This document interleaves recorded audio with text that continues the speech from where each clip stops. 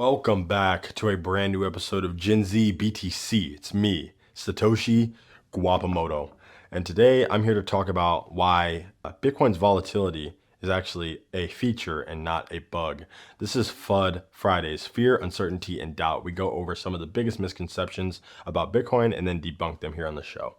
So first off, right, I'm going to keep this one short because I make a lot of long videos. I'm sure you guys don't want to hear me yap all day, but people are totally fine with volatility when it's going like this, when it's going up and to the right. Now, all of a sudden, the volatility is totally fine, right?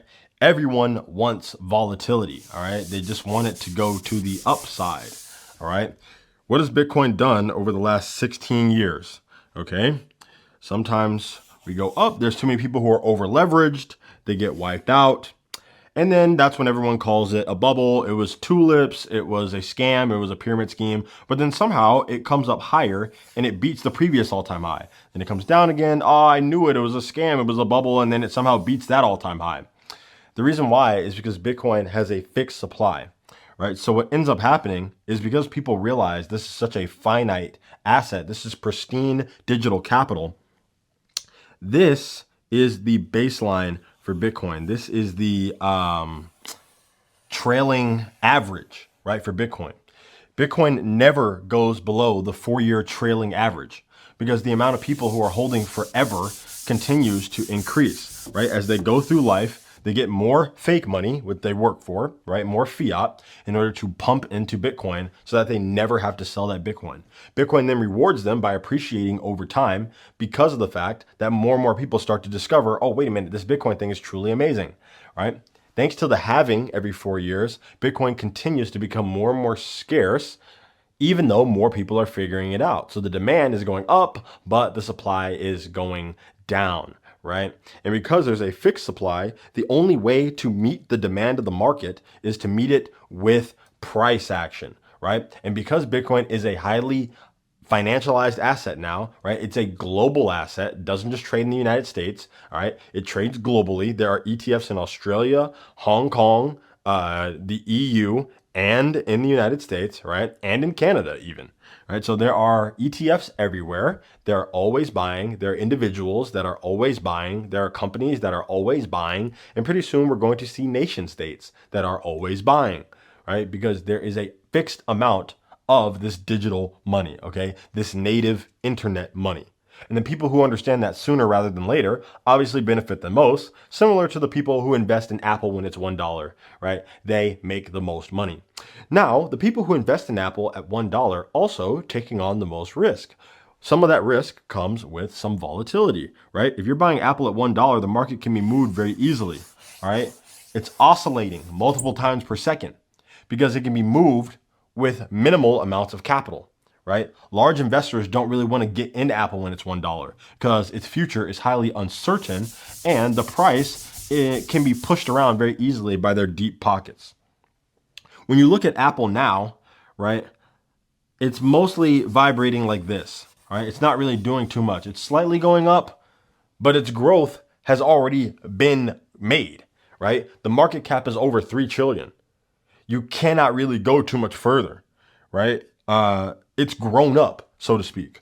All right. You have volatility when you're a child, right? You're all over the place. Things are happening. You're growing, you're expanding, your mind's growing. But eventually you get to an age where, sure, change is certainly possible, but your brain's fully developed. Your body's not changing that much. And who you are as a person is pretty much set. There are certain events that might happen to you that might change you. You might learn a thing or two here and there, but you're not as volatile as you were as a child. You are not as moldable as you were as a child.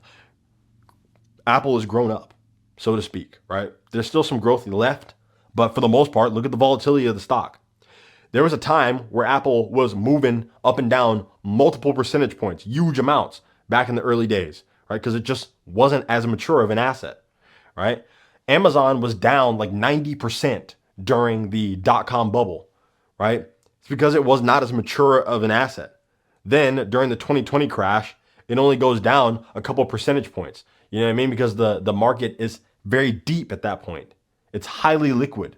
All right. And there are some people who understand the valuation of Amazon. They're like, oh, you know what? Even though something's going on right now, people who are smart, they see the market downturn, and then that's their signal to buy even more of it, because you understand that markets are forward looking. So in the future, right, more people are going to want to use and hold Amazon stock. So you want to get a piece of that shareholder value while you can at a cheap price.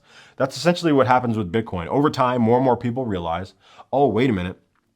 Not only is this thing extremely rare, but it has properties of money that are extremely useful. It's highly divisible, all right? It's easily fungible. You can send it to anyone else in the world without any intermediary in between, which means it cannot be blocked. That means that it's immutable, right? You cannot stop it and you can't change it. There's only 21 million of these things, and this is repricing the entire financial market.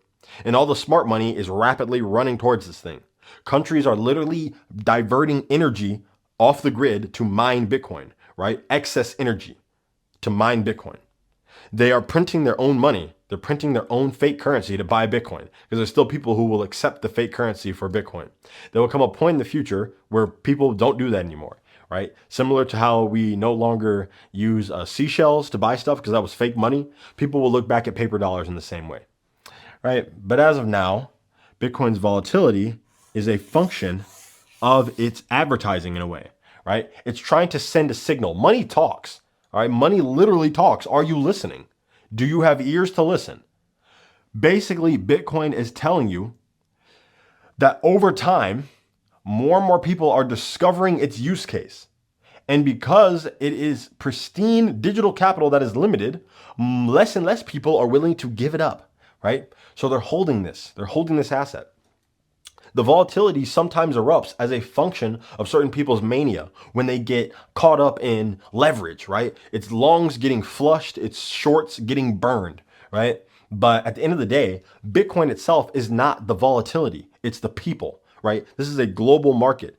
Bitcoin isn't changing. Bitcoin is extremely static. It's the new baseline. It's the base layer of money, right? This is what we're using to reprice everything. So Bitcoin's a new floor. It's people who are figuring out how to price this brand new thing.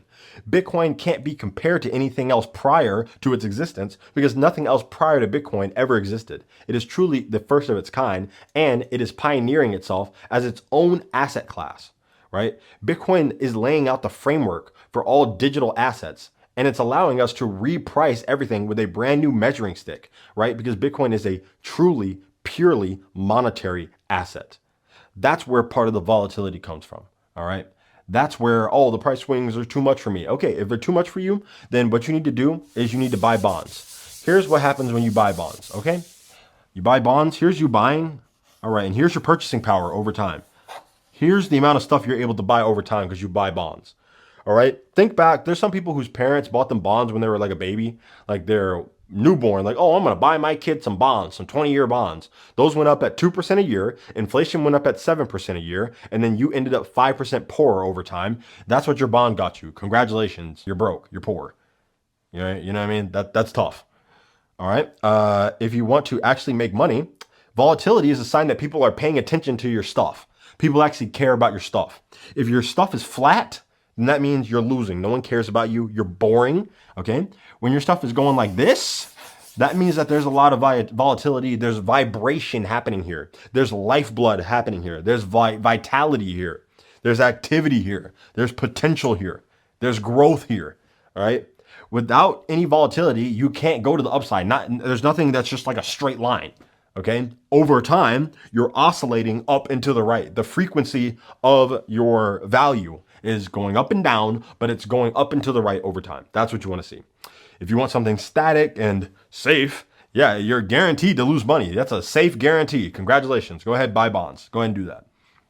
If you actually want to preserve and increase your purchasing power, be able to buy more stuff over time, then you buy things that people actually want, things that have demand, things that have volatility. Simple as that. Thank you all so much for watching. If you enjoyed the video, like, comment, and subscribe. I got a lot more content coming. I try to make these every single day. And hopefully I'll have that 1,000 subscriber special out next week, Monday. It's going to be one of my best videos ever. So stay tuned. Until then, see you on the next one. Stack sats or die trying.